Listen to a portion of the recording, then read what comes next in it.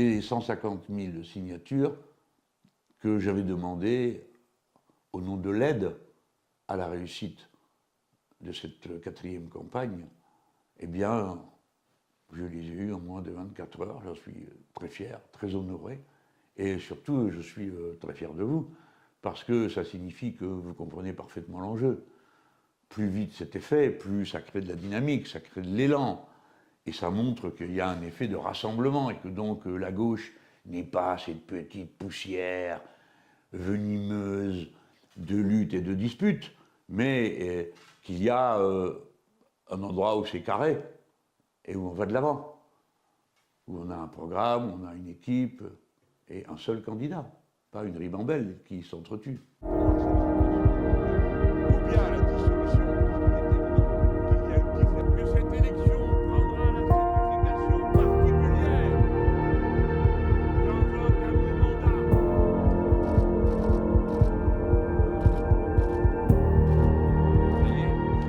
Nous pensons qu'il faut un candidat unique de la gauche démocratique et non mélenchoniste. Nous travaillons toujours sur ce sujet et c'est celui qui nous intéresse parce que face à l'extrême droite, eh bien, il faudra quelqu'un capable de battre un Jordan Bardella, une Marine Le Pen, et que, en l'occurrence, tout indique que Jean-Luc Mélenchon n'est pas celui-là.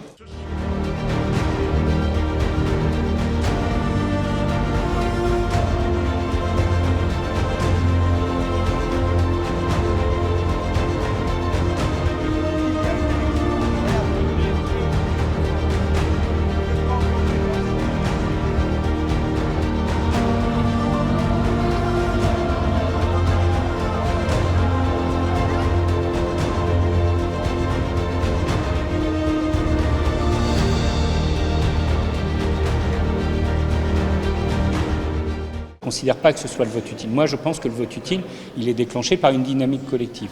Et donc, la primaire peut permettre ça. Aujourd'hui, on va se le dire, c'est difficile. Évidemment, on voit qu'il y a des courants contraires, mais je ne reconnais pas d'autres hypothèses qui permettent de collectivement sortir une candidature. Ce n'est pas s'auto-déclarant et en considérant qu'on a les atouts.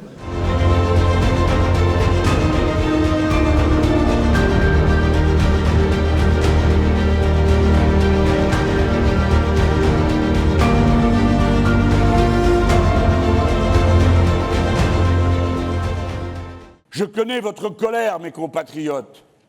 Nous savons pour qui nous ne voterons jamais.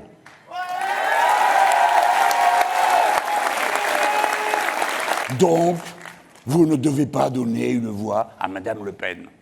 Donnez une seule voix à Madame Le Pen. Les gens se disent, mais qu'est-ce qui se passe en France? Vous vous rendez compte maintenant, un mot par-ci, par-là, bam, directement la plainte.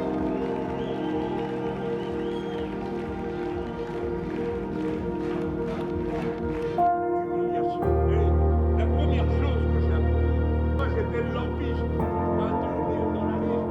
On se trompe de pays, ça ne m'étonne pas, mais ici c'est